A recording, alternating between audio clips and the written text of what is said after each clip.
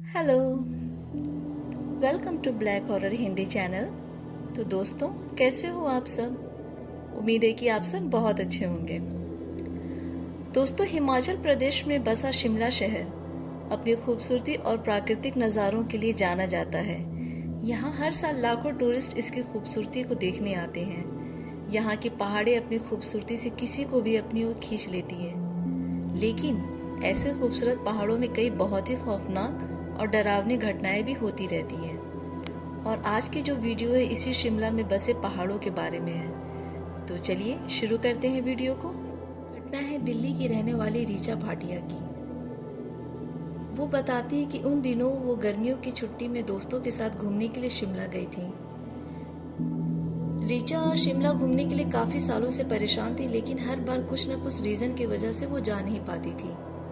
लेकिन साल 2007 में रीचा ने शिमला घूमने का फैसला लिया, वो भी अपने दोस्तों के साथ। रीचा बताती है, मैं घूमने के लिए अपने दोस्त रवि, साहिल और विजय के साथ जाने की बात करने लगी। रीचा उन लोगों को अपने साथ घूमने के लिए कहती, लेकिन वो जाने के लिए उसके दोस्त जो है वो इनकार कर देते थे।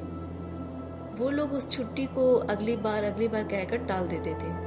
पर रीचा का पूरा मन था कि वो जाकर के शिमला की वादियों को देखे। रीचा शिमला की खूबसूरती का बखान अपने दोस्तों से करती थी और उन्हें समझाती भी थी।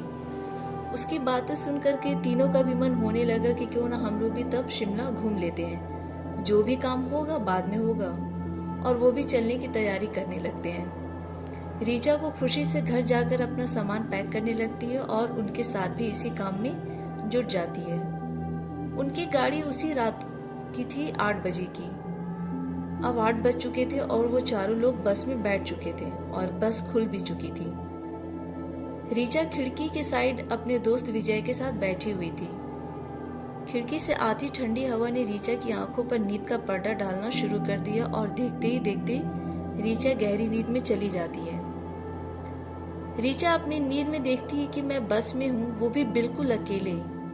मेरे आगे पीछे कोई भी नहीं है, यहाँ तक कि वहाँ मौजूद पैसेंजर भी बस में नहीं है। रीचा डर कर आगे देखती तो देखती कि गाड़ी में तो ड्राइवर भी नहीं है और गाड़ी अपने आप चल रही थी। रीचा जोर जोर से चिल्लाने लगती है कि अचानक उसने अपने पीछे किसी के होने की अनुभूति होती है। वो जैसे ही पीछे मुड़ती है तो उसे एक औरत नजर आती है और उस औरत का चेहरा बिल्कुल जला हुआ था, मानो किसी ने उस पर एसिड फेंक दिया हो। उसका बदसूरत चेहरा देखकर रीचा चिल्लाने लगती है और अचानक ही उसकी नींद खुल जाती है। रीचा का पूरा चेहरा पसीने से तरबतर था, वो बिल्कुल डरी हुई थी। तब बगल में बैठा विजय उसे पानी की बोतल देता और कहता है कि कोई बात नहीं, तुमने एक बुरा सपना देखा होगा, अब सब ठीक है, हम थोड़ी देर में शिमला पहुंच जाएंगे। और घंटे 2 घंटे में गाड़ी शिमला तक पहुंच जाती है। बस से उतरकर वो लोग रहने के लिए एक होटल में रूम लेते हैं। वो लोग रूम में पहुंचकर अपना हाथ मुंह धोकर फ्रेश होते हैं और शिमला के जंगलों और पहाड़ों को देखने के बारे में सोचने लगते हैं। लेकिन रात के सपने के बाद रीचा थोड़ी सहमी हुई थी। उसके चेहरे पर डर का एक साया दिख रहा था। तभी साहिल बोलता है, पहले तो तुम यहाँ आने के लिए इतनी परेशान थी, अब क्या हुआ? एक सपना देखकर इतना डर गई?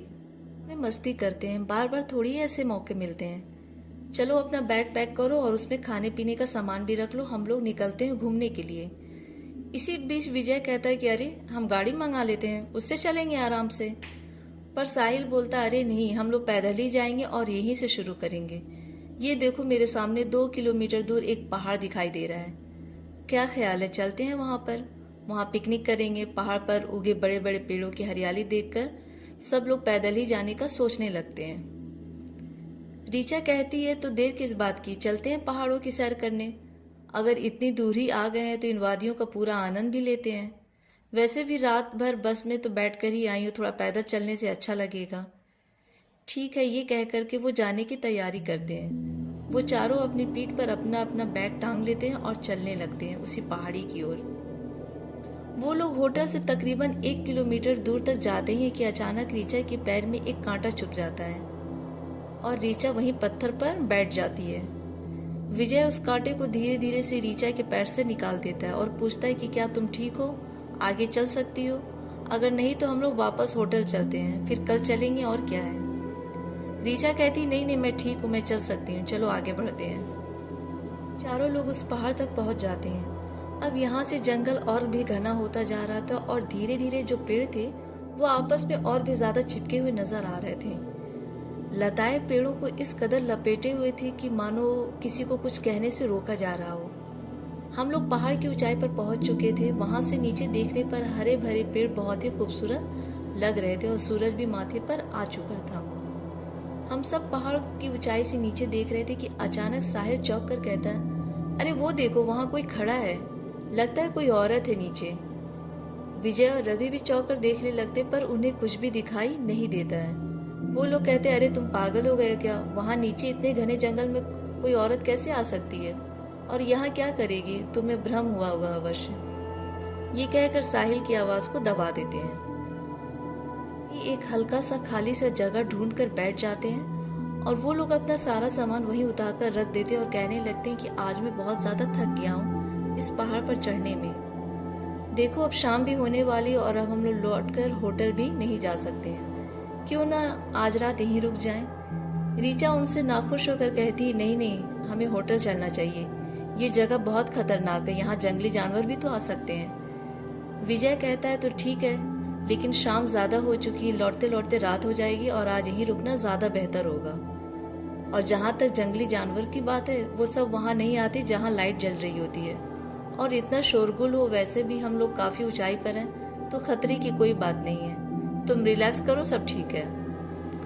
साहिल, रवि, रीचा और विजय ये सभी टेंट लगाकर वहीं बैठ जाते हैं और अपने खाने पीने का सामान निकालना शुरू कर देते हैं। सबका बैग वहीं था लेकिन रीचा का बैग टेंट से बाहर था। रीचा बाहर बैग लेने जाती है और उसे किसी के आने की आवाज सुनाई देती है। रीचा अपने टेंट से थोड़ी दूर जाकर चलने की आवाज पर गौर करने लगती है, पर जंगल में हवा की आवाज के कारण दिशा का पता लगाना मुश्किल हो जाता है रीचा के लिए। आखिर ये आवाज कहाँ से आ रही है। 5 मिनट तक वो इधर उधर देखती, अचानक उसकी नजर ऊपर की ओर आते हुए 3 लोगों पर जाती है। अंधेरे में उसे कुछ साफ साफ नहीं दिख रहा था, लेकिन उनके कुछ हाथ में अजीब सा धारदार चीज थी, जैसे कोई हथियार था, जिसे देख करके वो बहुत डर जाती है। वो टेंट पर आकर के ये सब बात बताती है, लेकिन उसके दोस्त उस पर यकीन नहीं करते और कहने लगते हैं, तुम्हें लगता है कि रात का सपना अभी भी दिखाई दे रहा है, छोड़ो यहाँ आओ बैठो, साथ में कुछ नहीं है नीचे। पर रीचा चिल्लाकर कहती, तुम सब पागल हो गए हो क्या, चलो मेरे साथ, वहाँ कोई चीज है जो तेजी से ऊपर की ओर आ रही है। रीचा की बेचैनी देखकर विजय थोड़ी देर के लिए रीचा की बातों पर यकीन करके बाहर चलने के लिए तैयार हो जाता है। बाहर आते हैं पर रीचा की कई बातों पर उन्हें यकीन नहीं होता है, लेकिन वो लोग जैसे ही नीचे देखते हैं कि सच में कोई ऊपर की ओर आता है तो वो तीनों भी घबरा जाते हैं और टेंट में से अपना अपना बैग लेकर के वो लोग वहां पे एक बड़े से पत्थर के पीछे छिप जाते हैं। कुछ ही मिनटों में वो सब भी ऊपर आ जाते हैं और टेंट को लगा देख करके वो एक दूसरे से कुछ अजीब शब्दों में कहने लगते हैं और टेंट को तोड़ देते हैं। रीचा देखती है कि उनका हाथ पांव और चेहरा बिल्कुल आम इंसान जैसा नहीं था, एक डरावना जैसा शक्ल भी था और हाथ पांव भी था। उन्हें देखकर रीचा रोने लगती है, पर विजय उसे चुप कराता और कहने लगता है कि चुप रहो वरना हम सब भी मारे जाएंगे। हमने देखा कि वो लोग एक जगह घेर कर बैठ जाते हैं। उनमें से एक आदमी अपनी उंगली अपने हथियार से काट देता है, पर अंधेरे में तो हमें कुछ साफ से दिखाई नहीं देता। फिर भी हमने देखा कि वहां उनके बीच एक औरत सोई हुई रहती है। ये देखकर हम लोग सब बहुत ज्यादा डर जाते हैं। हमने सोचा कि अरे ये 3 लोग तो ऊपर आए थे और अभी ये औरत कहाँ से आ गई।